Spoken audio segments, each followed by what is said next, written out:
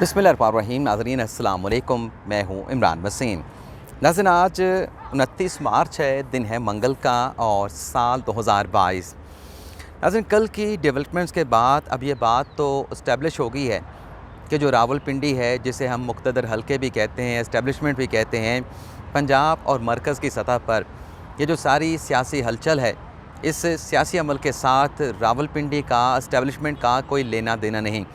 Establishment ने इस अपनी न्यूट्रलिटी को कैसे साबित किया है, इस पर भी आप नाज़रीन के साथ गुफ्तगू करेंगे और फिर आपको ये भी बताएंगे कि कल की डेवलपमेंट्स के बाद अब ये जो दावा किया जा रहा है कि अगले 72 घंटों में 3 ऐसी डेवलपमेंट्स हो सकती हैं जिसके नतीजे में या तो तख्त होगा या फिर धड़न तख्ता होगा।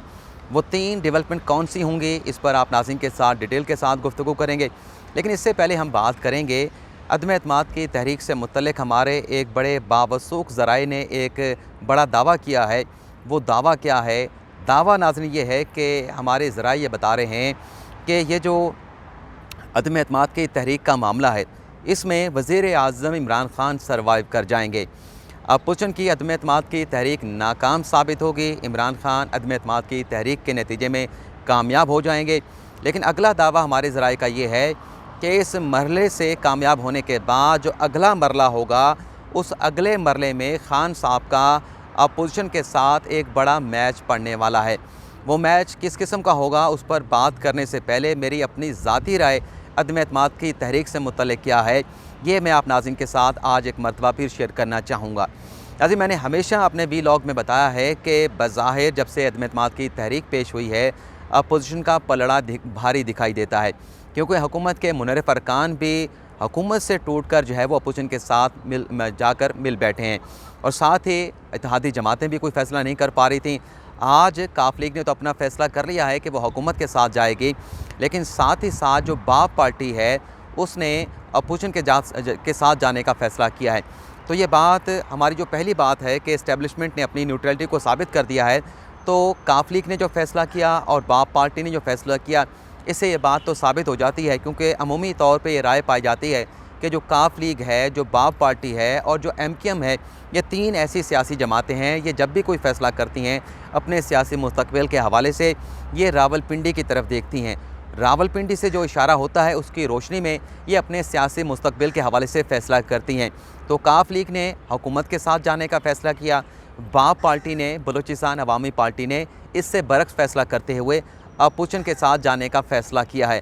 और अब लग ये रहा है कि MKM जो भी फ़ैसला करेगी वो अपनी दानिस्त के मुताबिक, अपनी सियासी बसीरत के मुताबिक करेगी।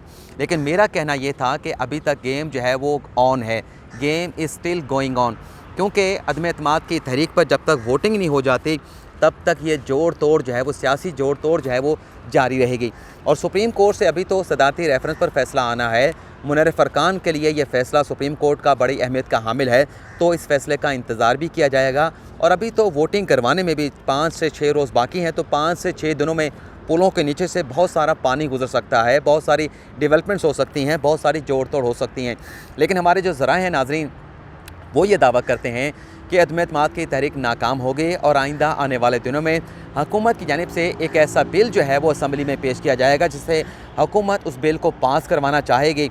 उस बिल की एक नेशनल सेंटिटी होगी, कौमी सतह पर उस पर बड़ा इम्पैक्ट होगा, लेकिन वो बिल जो है ख़ान साहब जो है वो कौमी असम्बली के ऐवान से पास नहीं करवा पाएंगे।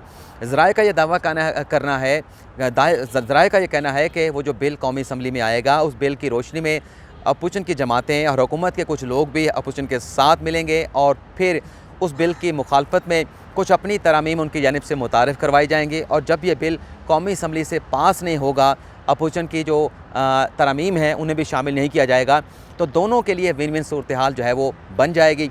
ख़ान साहब कहेंगे कि हम ये बिल लेके आए हैं, इससे अपोजिशन ने पास नहीं होने दिया, और अपोजिशन ये कहेगी कि हम अपनी तरामीम लेके आए, हुकूमत जो है वो बिलडोज़ करना चाहती थी, ताकत के नशे में इस बिल को पास करवाना चाहती थी, लेकिन हमने हुकूमत को शिकस्त दी है और इसके बाद अब वज़ीर इमरान ख़ान को एतमाद का वोट लेना चाहिए। तो ज़राए ये दावा कर रहे हैं, तो ज़राए के दावा जो है वो अपनी जगह पे, मैं ये समझता हूँ कि अदम एतमाद की तहरीक पर वोटिंग होगी।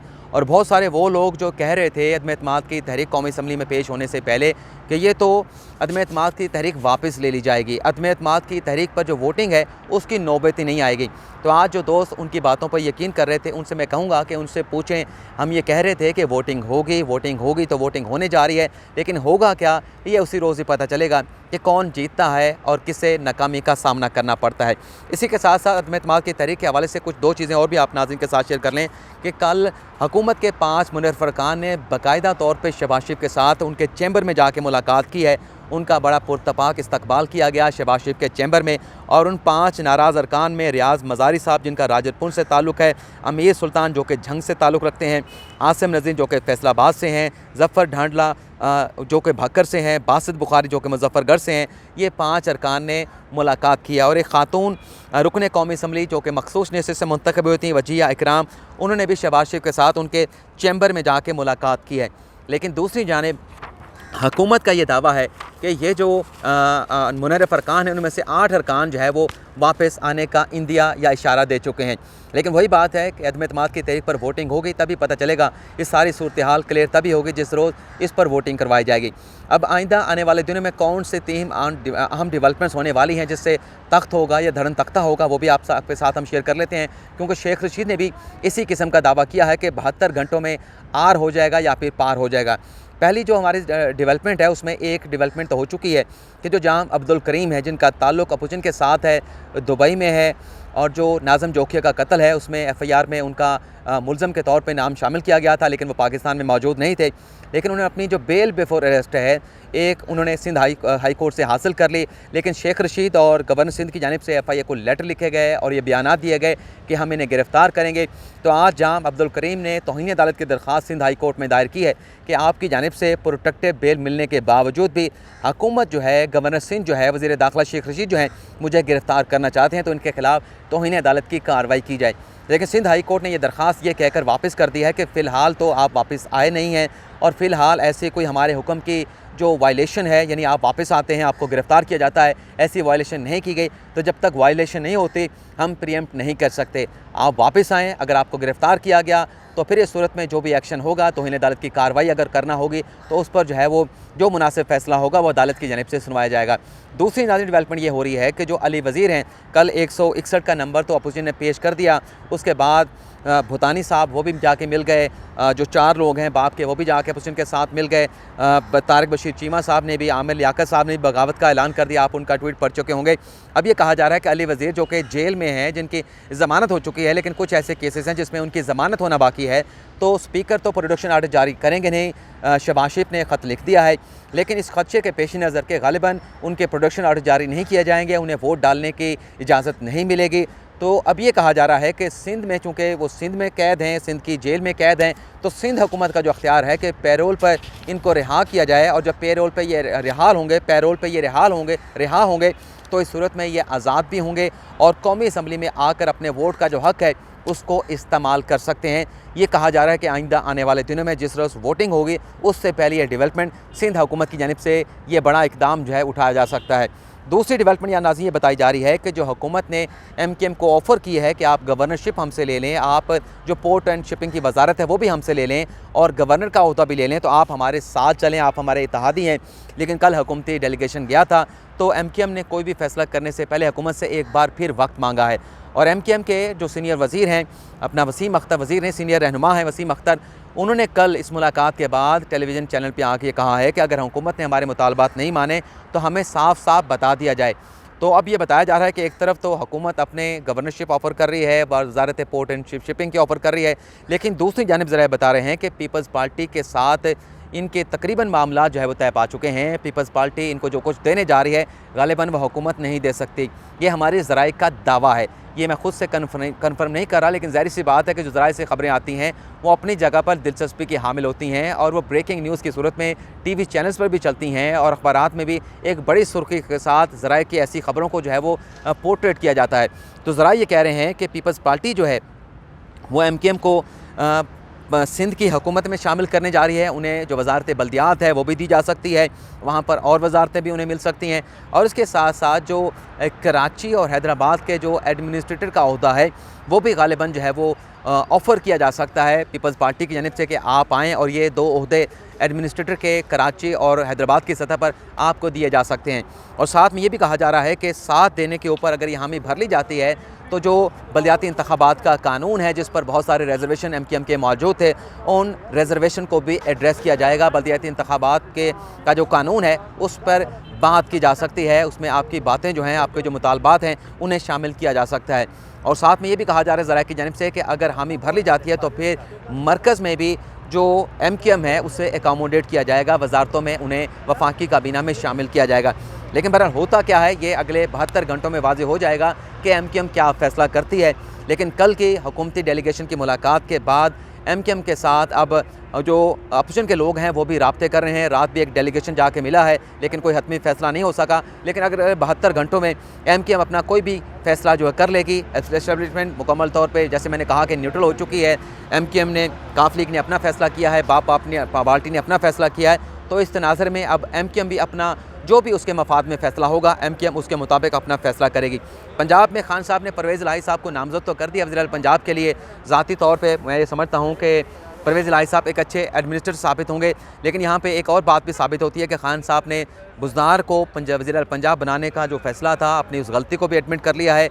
उन्हें तब्दील जो किया जा रहा है, परवेज़ इलाही को बनाया जा रहा है। लेकिन यहाँ पर एक और चीज़ भी आप नाज़रीन के साथ शेयर करनी है कि खान साहब के इस फैसले के बाद अब ये बात तो रोज़े रोशन की तरह यहाँ है कि पंजाब खान साहब के हाथ से निकल चुका है।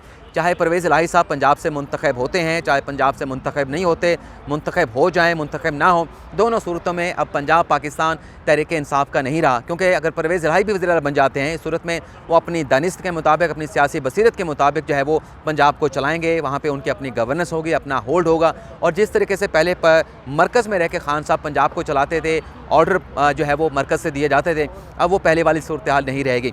लेकिन इसके साथ साथ आपको ये भी बता दें कि तरीन ग्रुप जिसने परवेज़ इलाही के को सपोर्ट करने का फ़ैसला किया है, उसमें कुछ ऐसे लोग हैं जो नून लीग के साथ मिल चुके हैं, नून लीग के साथ टिकट के हवाले से अपने मामलात को तय कर चुके हैं। तो ऐसे लोग मौजूद हैं तरीन ग्रुप के अंदर जो परवेज़ इलाही के बजाय नून लीग के साथ जाएंगे, अपोजिशन के साथ जाएंगे। इसी तरह से अलीम खान ग्रुप ने अभी तक कोई फ़ैसला नहीं किया, उन्होंने इजलास बुला लिया है, आज इजलास में फ़ैसला किया जाएगा।